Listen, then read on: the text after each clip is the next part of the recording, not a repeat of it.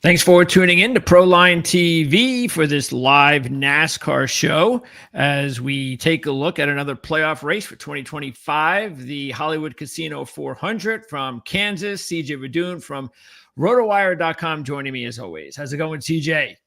Good afternoon. Ready for a trip to a more exciting racetrack, hopefully this weekend. Yeah, there was some mixed results at New Hampshire. I think we saw a better race, though, than we would have if there were two races. Again, the less information, the better for these drivers. That means that they can't really figure things out the second time around. And that's why you saw an awful lot of really good drivers, especially the Toyota drivers, who we all thought. I mean, the Toyota drivers had won every playoff race going into last week and had won every NextGen race, I believe, at New Hampshire. And you would have thought that was, it's got to be Toyota. I mean, and it was far from it. They were the worst manufacturer all weekend. Penske really dominated, especially Ryan Blaney. And Josh Berry also had a really good weekend. And New Hampshire is just becoming this track now that's becoming extremely predictable. And we'll talk about this again next year. You got to start up front. If you're a fast car and you can start up front, one of those drivers is going to end up winning the race. Yeah, I was encouraged by the fact that it was a slightly better race than I seem to recall at New Hampshire. But like you said, track position is king. It's a flat track. There's really not anything more than one lane. The fastest cars were always on the bottom. If you saw somebody go up to the top, you knew they were going to lose positions or they were falling back regardless. So they were just trying to figure out how to make something happen. But yeah, it was Ford all the way, Team Penske all the way. I think they were the second best car going in there. When we talked about Toyota being dominant, we did say, don't go for Chevrolet probably, but Ford maybe is close enough based on some of the stuff we saw in the last race there. They definitely picked up their game, which has been a consistent thing through the playoffs for Blaney and Team Penske. So we'll see if they are able to continue it for 6 more races. Yeah, that's one of those races next year. I already got my notes set. I mean, we're really, if we're picking the race on a Tuesday, we're really gambling on qualifying. That's what we're doing, because when the qualifying report show comes around, I can guarantee you I'll have different opinions once we see the qualifying come out, because I'm just not going to bet at New Hampshire again if the driver does not start up front. And just look at Josh Berry and Ryan Blaney. Berry winds up getting spun out.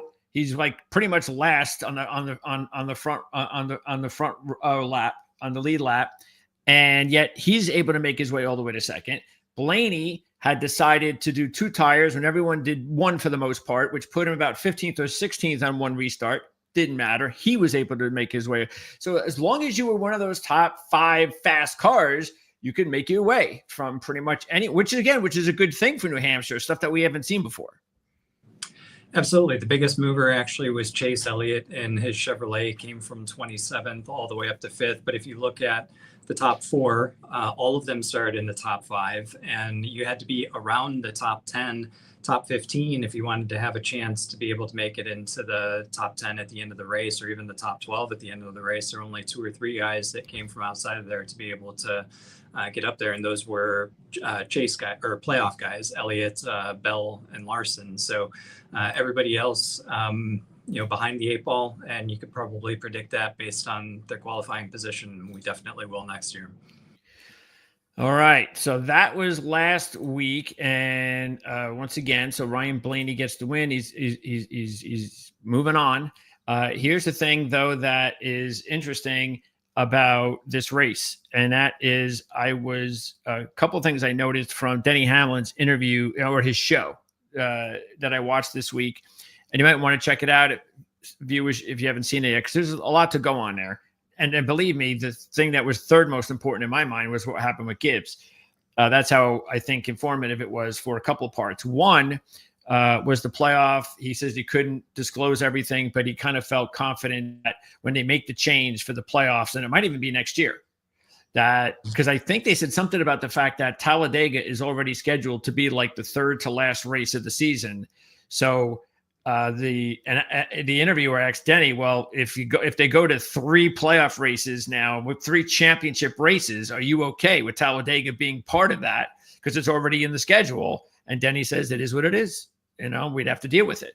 So that's something to keep an eye on. Now, it's not a guarantee, but it is something that may happen. And I think most of us are okay with that. Even though, of course, they are moving to Homestead for the last race. So I think we're good either way, because we're getting Homestead as the last race. Unless they tinker with the NextGen car over the winter and screw it all up again, and all of a sudden it's no longer the race at Homestead that we're used to.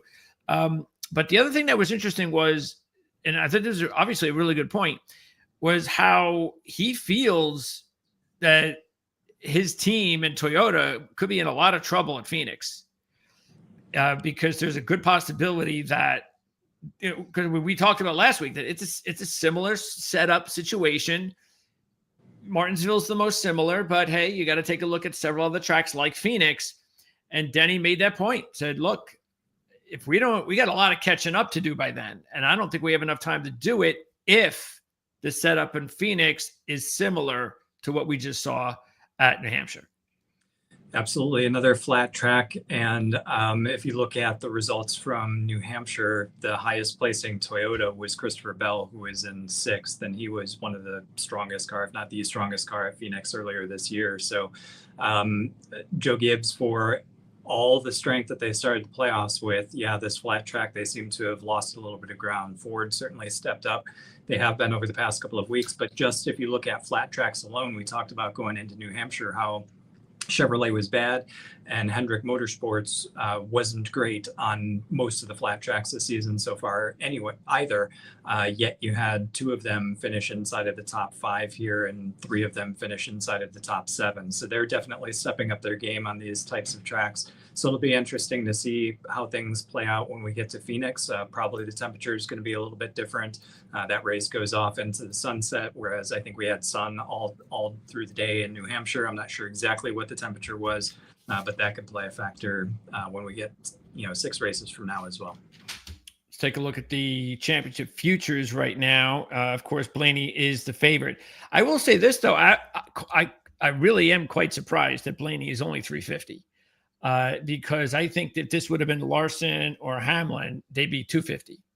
And so I actually think you're getting if you like Ryan Blaney, and especially now that he's on to the final 8, and he just needs to get to that final 4 to be maybe the favorite, then I think 350 is not bad at this time of year. Yeah, I would agree. Just like you said, if it were Larson or Hamlin, you'd be at 250. Certainly Larson would be at 250. But like I said, Penske, Blaney, they've been stepping up since the playoffs began. You just haven't really noticed it because Joe Gibbs Racing swept the first 3 races. But here he is, and Logano was very strong in New Hampshire as well. Wouldn't surprise me to see him get to the round of 8 as well. Yeah, and all these drivers here are 5-1, and then you got to get to a big jump to Briscoe, who's now a bargain. Elliott's a bargain. Logano's a bargain. And I don't really feel comfortable with these last 4. So I probably wouldn't worry about touching them.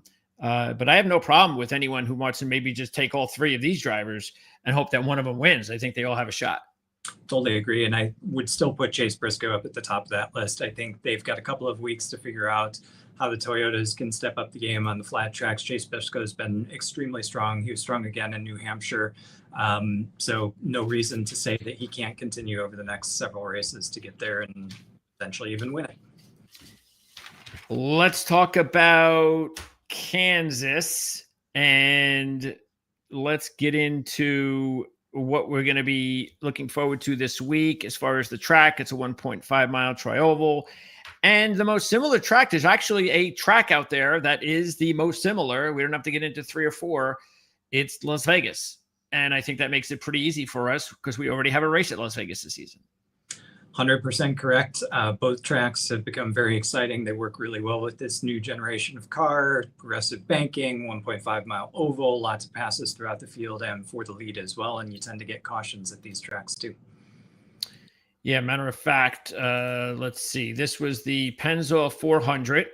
And I had already been thinking, and we'll get more into it as we go along, but I was already thinking that Josh Berry may not be a bad long shot. And lo and behold, I just recalled that this was the race that I picked him to win as a long shot. I think he was like 100-1 or something, and he won the race. And so now I feel even that much better about Josh Berry this week.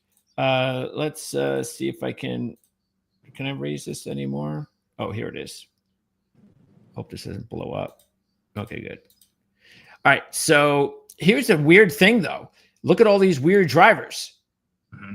I mean, Daniel Suarez, Ryan Preece, AJ in the top 10. You even had Haley in the top 15. And then it was an awful lot of, let me see if I can move this over. Take a look at all the drivers that led laps. I mean, look at all this. You got 20, 34, 40, 61 was Larson. He led the most. 47, 14, 10, 12, and 18. And we really liked the race, and that's the reason why. So I don't know whether, again, this is Las Vegas, so you have to keep that in mind. And so it is just one thing. It's too bad that they don't have. Are we seeing the Las Vegas again this year? Yes, it is coming up, actually. Good. Because that was a good race. But anyway, again, I don't really think that'll be a big deal. We don't want to get too far into similarities because we do have a race to look at as far as Kansas is concerned, which was the dominating win by Kyle Larson earlier this year. Don't compare Las Vegas and all the superlatives that you just laid out to Kansas earlier this season, because they're not the same. Yeah, so you can see sometimes you don't want to get too wrapped up in the similarities of racetracks. You can use it, but just don't get too crazy about it. And here you got this is what happened, of course, earlier this year. There's Kyle Larson dominating. And he led 221 of 267 laps. So, yeah, he and Chase Elliott finished first and second in both of the stages, and it looked like Elliott was on his way to potentially win as well. I think this was actually Kyle Larson's last win. So this race was in early May. He hasn't been to victory lane since, but this one looked like it would have been Chase Elliott's, except a bad pit stop late in the race. I think the jack fell down or something like that before the tire was on, so he ended up having a slow stop and ended up slipping back. But that would have been, Elliott was probably the only one really that could have challenged Larson to the finish. And instead it was a Larson dominant day, 221 laps led out of 267. It's also, we all talk about how this next gen car, it's all, for the most part, it's about clean air. It's hard to pass. And this is the epitome of it. Is this track, Kansas. It is a clean air track all the way, especially if, like what we saw earlier this year, you have to get into late restarts. Because if you're into late restarts, you need to be, if you're first off of the pits, and I mean, you're just in the catbird seat. You're looking good. You should be fine.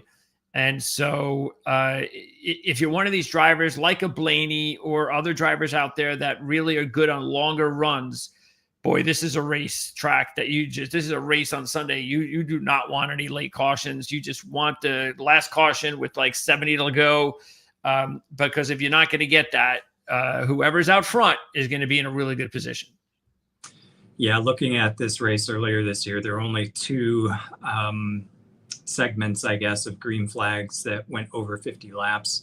The final segment for the run to the finish from the last caution flag was only 49 laps. Most of the other ones in between were singles up to 20. So a bunch of short runs in between the yellow flags, really only two long runs, and those happened very early on in the race. And after that, everything kind of broke free in the end. Now, doing the next gen homework from this track, what does stick out are the obvious. There have been, there have been 7 races, and we have 4 Toyota winners and 3 Chevy winners. And that's pretty much been the deal, because Ford has definitely been way back as far as the entire next gen setup here at Kansas. But Ford's best showing was actually this year, and that has to mean something. So you want to keep that in mind. It's still third, but they did have a decent overall weekend. They had 2 of the top 5 in qualifying, and they also had 2 of the top 8 in practice, which isn't bad considering what they had to deal with there before. And in the race, they had 8 of the top 14, but they only led 1 lap. So again, that's why they're still behind Toyota and Chevy. And if you look at it actually from the point of view of just say even overall starting position, we have 6 of the last 7, or in the next gen, we have 6 of those winners started in the top 10. 4 of them started in the top 5, and 1 on the pole, which was Kyle Larson this year. So, matter of fact, Chastain, the defending champ, was the only one, the outlier. He started 20th in this race last year and won the race. So, what do you think about that as far as qualifying position? It appears to be pretty important here, next gen wise. Again, not a surprise considering it's a clean air track, dirty air track. Yeah, I'm definitely going to be looking at drivers that qualify inside the top 10. That's just the prevailing trend here, whether you're talking about next generation car or not. That's just the way this track has always been. And usually 1.5 mile ovals are like that, but it seems to have gotten even more so with this next gen car since 2022 here. Yeah, not much to choose from between the manufacturers. I would say that Ford step up both in this race, but then also last week at New Hampshire. Coupled with Barry's success at Las Vegas, doesn't count them out here at all. Toyota, we'll see. I think it's still very strong, but it's really all going to come down to qualifying position, I think, and definitely want to be looking inside the top 10. Ross Chastain's win was really an outlier last fall. Yeah, because that combination of starting in the top 10, practicing in the top 10 is the way that you really need to go, because even Chastain's win, keep in mind, even though he was 20th pole position, he had the fastest car in practice. So taking a look at the practice speed notes, you have a ninth, which happened to be both Kyle Larson's wins. So if he winds up 9th in practice on Saturday, watch out. First, and 4th in practice. So watch out for who's ever first in practice on Saturday, especially if that driver qualifies in the top 5 or 10. Totally agree. All right. So let's get to it. Let's go ahead now and go over the odds for the race. So who do you think is the favorite? This should be pretty simple. Kyle Larson. What do you think the odds should be? What do I think they should be, or what do I think they will be? I'll give you a hint. I'll give something that's. I'll just give you some data. He was 4-1 earlier this year. 350. Oh, darn it! I was 20 off. Pretty close. So there you go. So that was the easy one, though. Yeah. So let's get to. Who do you think should be second? Normally I would say Hamlin, but I think with the momentum that he's building right now, I think it's going to be Ryan Blaney in second. Okay. Should have gone with my original answer. And Byron. Byron is a surprise there. There's Blaney. Okay. Yeah, Byron is far behind this group for me. Yeah, that's actually those are the top 4. Once you get past Larson, you got Hamlin, Byron, and Blaney. Those are the ones to beat. Look, I think this is a good week, a good situation, because Larson is a heavy favorite to win this week, and I think it's a week in my mind to just bet against him. I mean, he just has not put anything together lately. Does not have a top 5 in his last 8 races. He would also have to sweep Kansas by winning this race, which is not easy. We know that. Let's see. Other than that, though, look, he's got all the stats. He's won 2 of the last 3 races. He's got 2 runner-ups and 2 wins in the NextGen. If you also look at it, the race before the NextGen, he won from the pole. leading 130 laps. So even pre-NextGen, he was dominant and also carried it over in NextGen. He also led the most laps at Las Vegas this year, as we mentioned before. And he's led at least 64 laps in 4 of the last 5 races at Kansas. Average starting position, this could be important, in his last 8 races, 3.8. His average finish, 5.8. So I don't think you're losing a whole lot by waiting until Saturday. You wait till Saturday, and if he, for some reason, he doesn't have the speed, you're sort of like what we just saw last week. All of a sudden, wait, how are the Toyotas not up there? Why didn't they have a good Saturday? It could happen. Larson, let's say he starts 10th and practices 12th. Well, are you going to take him now? Because I wouldn't. But, to each its own. That's my strategy. Yeah, I completely agree. He's not going to go down much further than where he's at now. So you have the luxury of being able to wait. And if he comes out and practices really well and he's first, then maybe go ahead and pick him. This was the last race that he won, going all the way back to May. It's been a long time, like you said, that he's been out of victory lane. It tends to feel like it's going to happen at some point, but like you said, sweeping races at one track is a difficult proposition. And then similar for Blaney, while I think Blaney is doing exceptionally well, he'd have to go back-to-back wins. That has happened, I think, twice so far this season. Christopher Bell and I think probably Denny Hamlin's the other one. But it's a tall ask to win back-to-back races. I don't know if I'd honestly choose anyone out of this group. Hamlin would probably be the top one just because of his great record at the track: 4 wins, 14 top 5s, 16 top 10s. And he's led laps in each of the last 5 since he's been here. Almost all of those were top 10 finishes, except for earlier this year when he had a drivetrain issue. However, his qualifying hasn't been great. He's been more like 10th or 14th. So he might be another one to watch as well, though you will lose some points on him if he practices and qualifies well compared to Kyle Larson, who doesn't have much further to drop. Yeah, his average starting position in NextGen is 14.4, while his average finish is 8.2, and that is with his 36th place finish this year. So just imagine what it would be if he had another top 10. But he has only led 3 laps in his last 2 races here because of the problems he had earlier this year. And he had a pretty fast car, and then he had issues. So I wouldn't look at the 36. That's forget about that.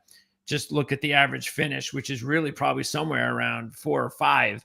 And it's a lot better than his average start. And another situation, definitely, that if he winds up qualifying really well, then you might even put him as the favorite or close to it, depending on how Larson does. So, yeah. He's dangerous. Totally agree. But I also agree with you with Byron and Blaney, because Byron has never won in 15 races, just 3 top 5s. 2 of them have come NextGen, only led 68 laps in NextGen, 7 races. And his 3rd place finish on Sunday was his first top 5 in the playoffs and his first top 5 over the last 6 races, whereas Blaney is the hottest driver in the series with 9 top 10s in his last 10 with a couple of wins. We know he's already in the next round, and he had 2 really good races here, the last 2 races, 3rd this year, 4th last year. But he's only led 6 laps in his last 10 races at Kansas.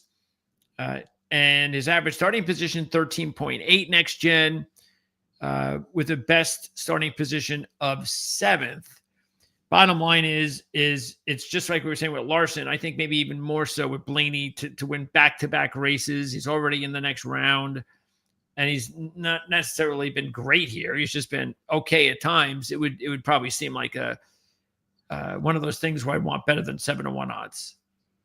Yeah, I agree. And I think the biggest thing for me, William Byron, is the laps led. I think most recently, the most laps he's led at this track has been like 24 or something like that. When you've got Elliott, who finished second to Larson in both stages, like I said, were it not for the bad pit stop earlier this year, he might have been able to actually challenge for the win. And I think Bowman was up there further than Byron a lot of the time at this track too. So just not kind of scratching my head a little bit of why Byron's up there. And then here you go, because I agree, and I'm not really jumping at any of those favorites. I'd rather take a look at this next group, and we have Bell through Elliott.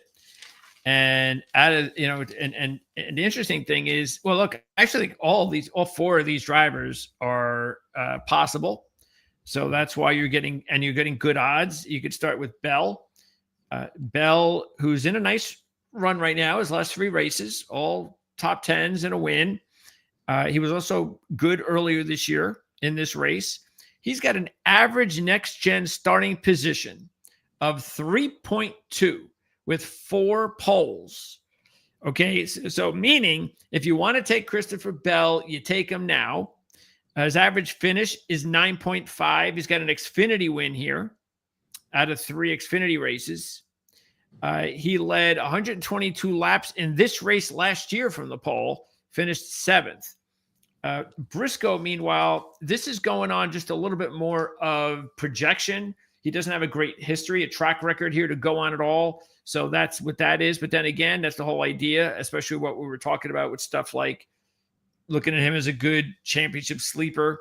That's definitely projection, because he does not really have, I mean, the only thing he has going for him here in his career was he finished 4th this year from the 19th position.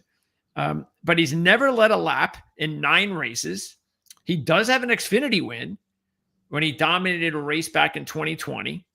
But his average starting position and his average finishing positions are very weak. He's never started in the top 4 rows of this race. So another driver that if you like him, I think you might want to take him now, because if he does start up front, I think you're going to lose several points there, because he's been really good still in the playoffs. Even though he's going the opposite direction as far as his results, they're still all top 10s. Yeah, I agree with that. Chase Briscoe, just you got to think about the fact that he was with Joe Gibbs Racing, or is with Joe Gibbs Racing for the first time this season. That was his first time at this track with the Toyota and that team. This team has done very well at this track, and keep in mind that that was still early in the season, relatively speaking, where he was still trying to figure his way out. He wasn't having great results after making the switch from Ford to Toyota this season. That really came on in the back half of the season, yet still at this track, he was able to finish 4th. So I think Briscoe's got a lot of potential coming into this weekend. I would take him now because, like you said, if he practices well, you got a lot of space to drop there at a +11. And then Reddick and Elliott. I mean, Reddick, he does have a win a couple of years ago, but he led 2 laps in that race. So he stole the win. He's only led 107 laps in his 12-race career here. His average starting position is 5.1, and yet his average finishing position in the NextGen is 19.5. So that's not good. He has a decent history here overall. I mean, in the Xfinity Series, 3 races, 3.0 average with 2 runner-ups, and he's got the win here in the Cup Series. So he does have some good things, but there are also a lot of sort of like a hit or miss situation with Reddick. And I don't know if 1101 is good enough for hit or miss, but it is an option. And Elliott, 4 top 10s and 1 top 5 in his last 5 NextGen races.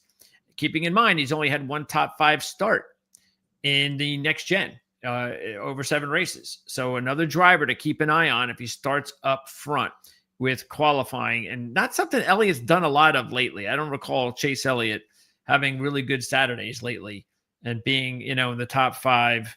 It's just, it's just, I don't know if that's true or not, but just what I've been thinking. But he did have a pretty good car, as you mentioned before, here earlier this year. And he does have 2 top 5s in his last 3 races.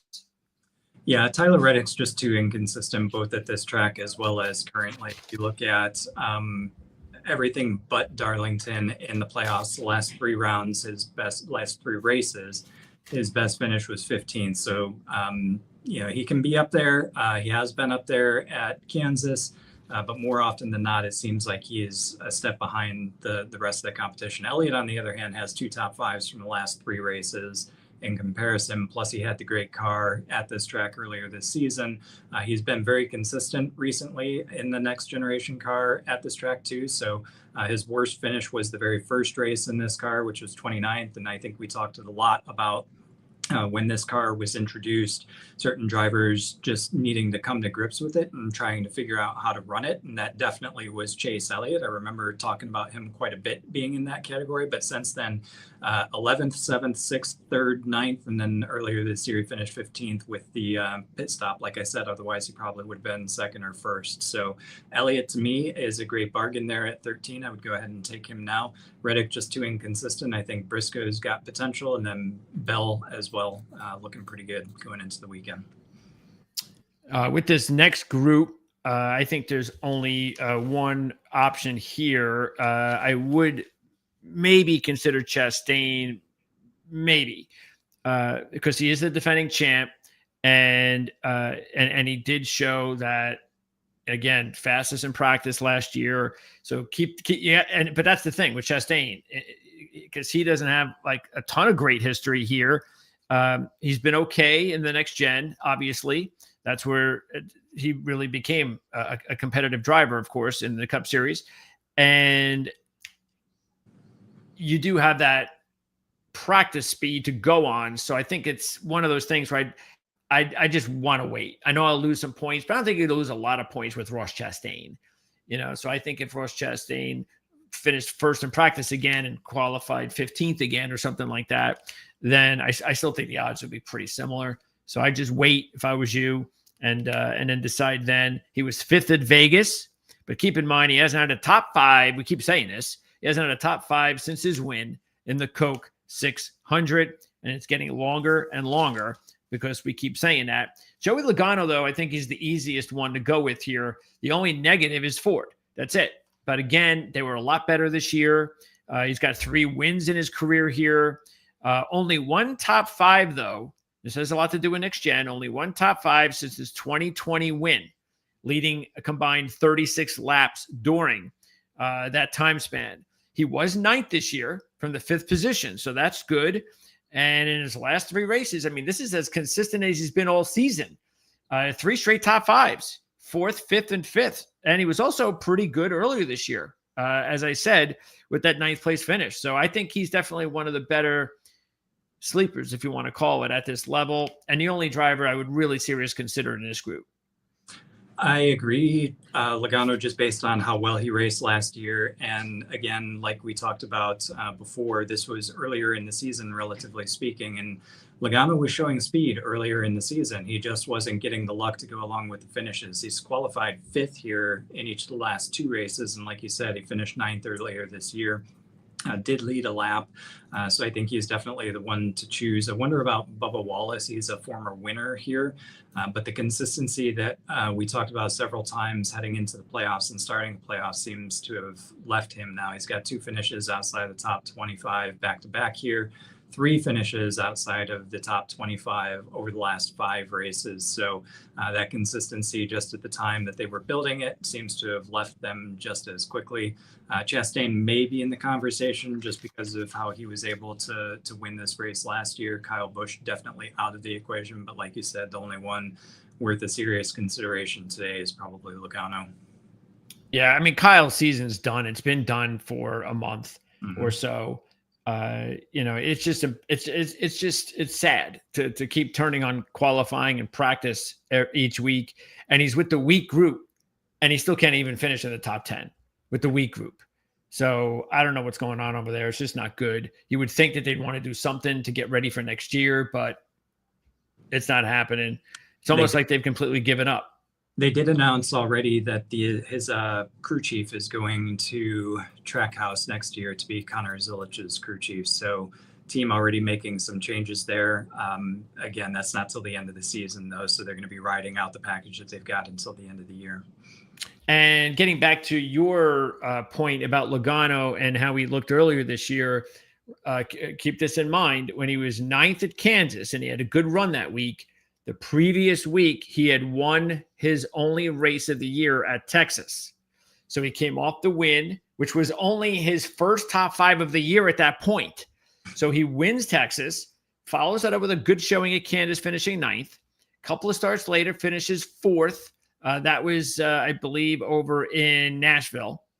And then he kind of disappeared again. And now he's put together his best 3-race stretch of the season. Okay. Now we're going to get to clearly the best long shot of the field. And you need to go ahead and run to the window right now and cash it on Josh Berry. Because Josh Berry not only has the win at Vegas, but he was also, of course, second last week. We know what happened to him on Sunday. Don't remember, too, he ends the regular season with 2 top 10s. So he's coming into the playoffs feeling good. And then, just runs into just all sorts of bad luck.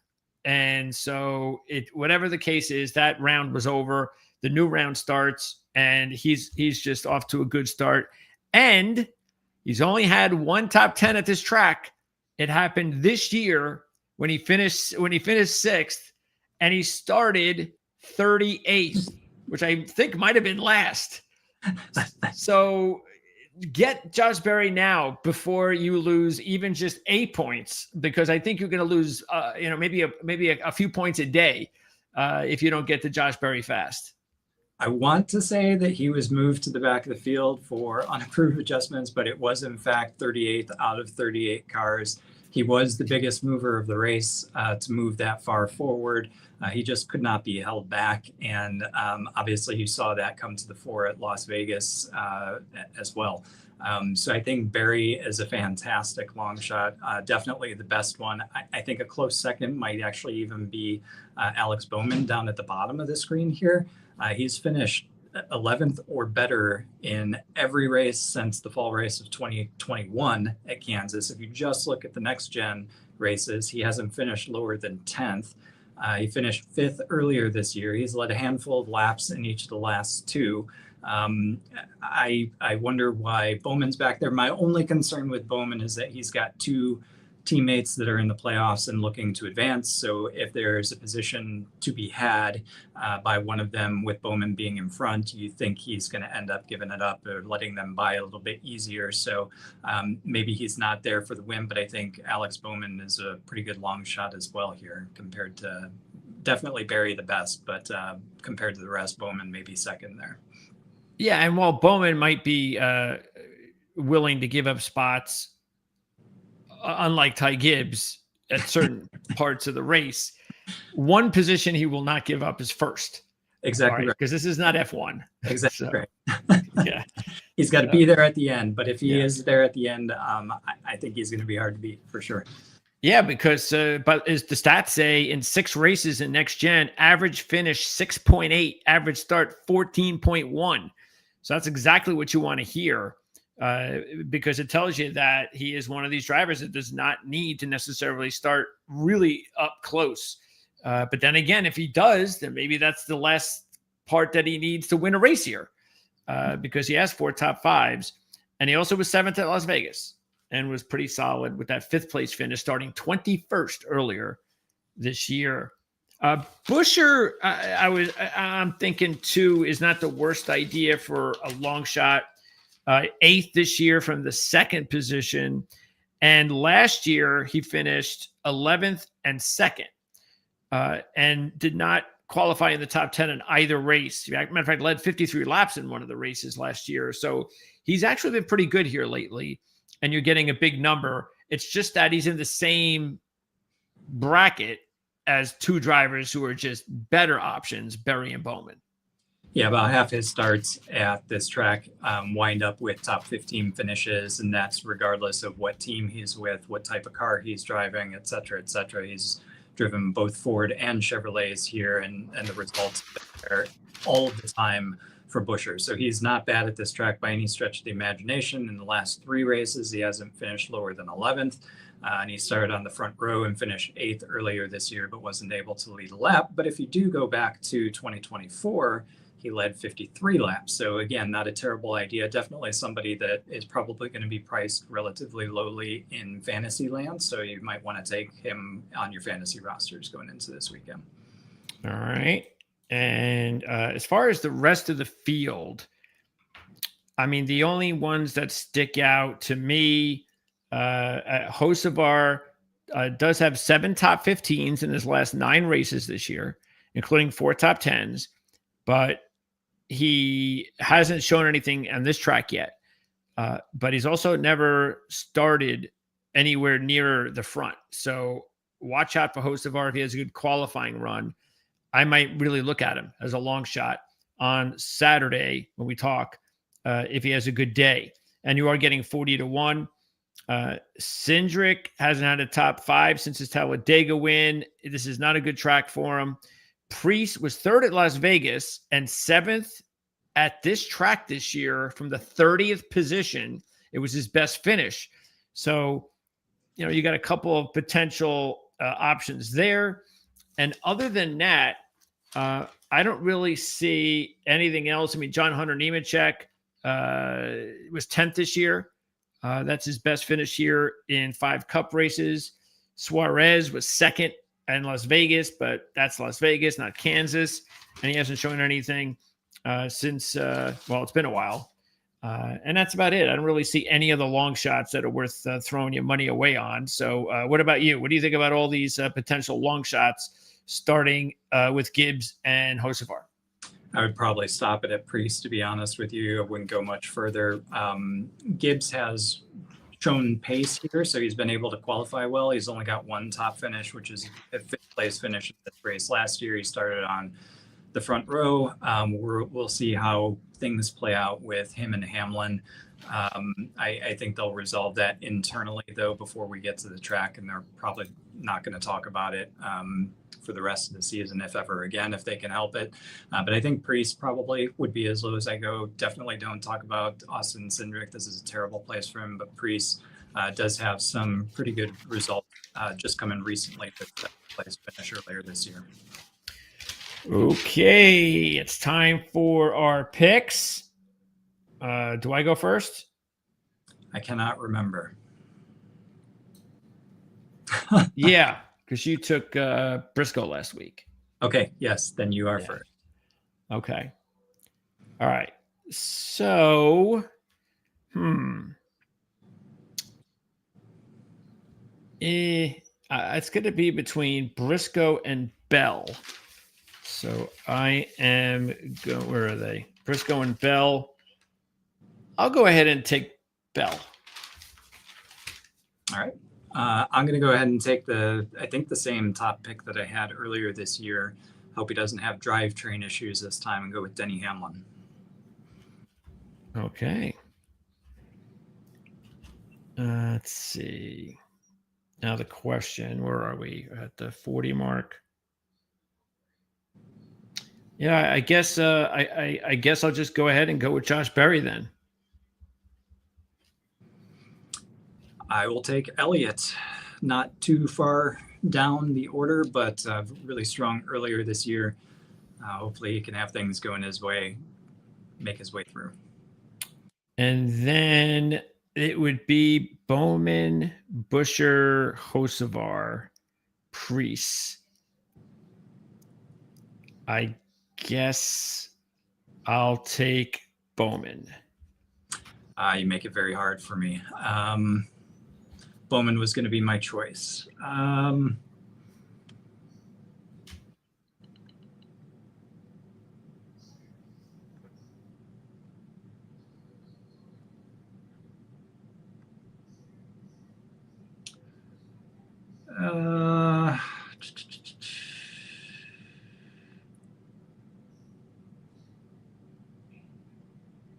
I guess I'll go Priest then. Okay. There you go. So Bell, Berry, Bowman, Hamlin, Elliott, Priest. Those are our picks for Kansas. And then I'm glad that we haven't had to talk about road courses for a while. But SVG fans, it's your time. Yeah, the playoffs are over. So it's back to now. I guess the question is the number again. Is what are we thinking about? Because that was the way to go, and I'm still going to go that way again. I just think it's the statistically average thing to do, especially if you did it last time like I did, to just keep taking them.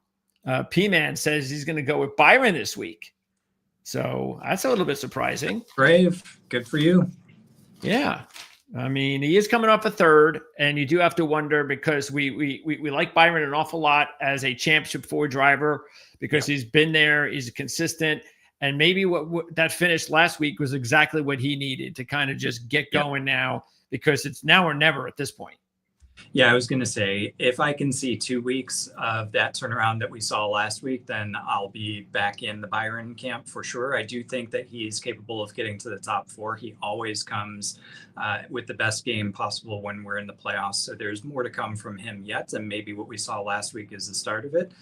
We'll just see. I just want one more week to be able to get there.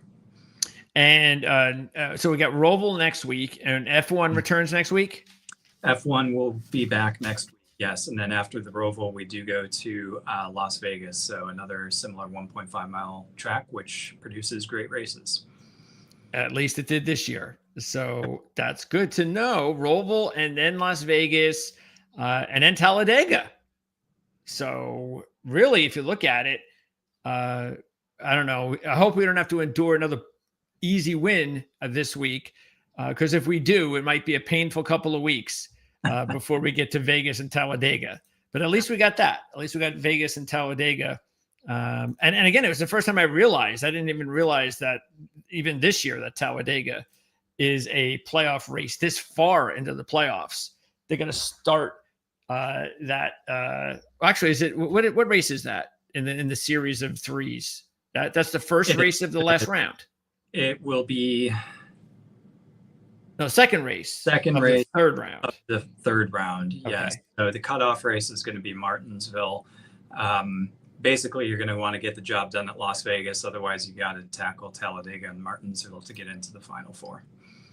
Okay, so there you go. That's going to wrap it up. Next week, next Tuesday, once again, 4 o'clock Eastern or thereabouts, we will be back to talk more about the race at the Roval, and then we'll talk a little F1 as well.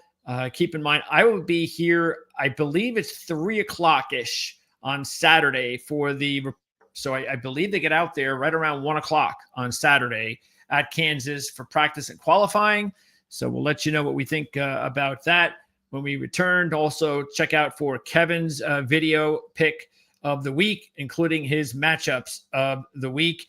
And CJ, you'll have your DFS links for, or at least the link to the report for rotowire.com. That should be available on Friday. You got that right. And then the next Formula One race next week will be Singapore. We can talk about what happened at Azerbaijan and look ahead to a race that has been historically bad for Max while he's at the highest point that he's been this season. Okay, that sounds like a plan. Appreciate your time as always, CJ. We'll talk next week.